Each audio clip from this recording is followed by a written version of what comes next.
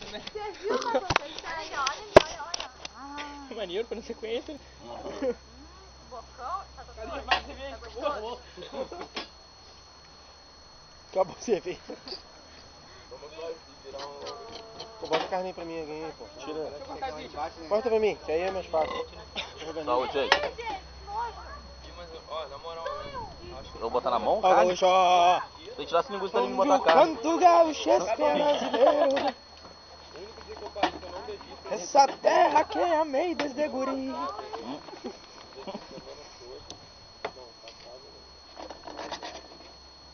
Muita carne, não toma só. Vamos patinar depois.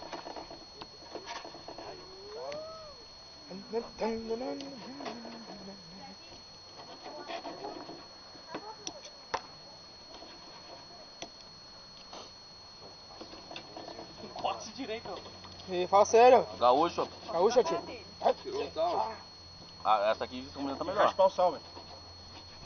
Tá muito salgado? O cara dele.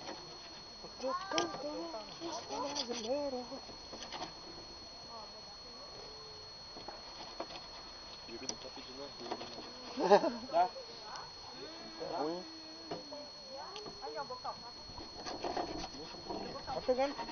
Vou levar um pratinho pra liberar aí pra botar outro. E o bocão? Ó, tem que cortar minha Cindy, tá vendo?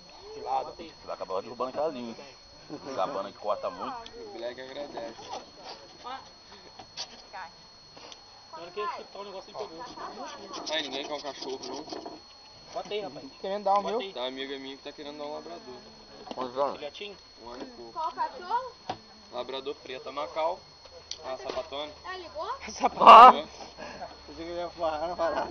Aquela. De vez em quando eu vejo na Portugal.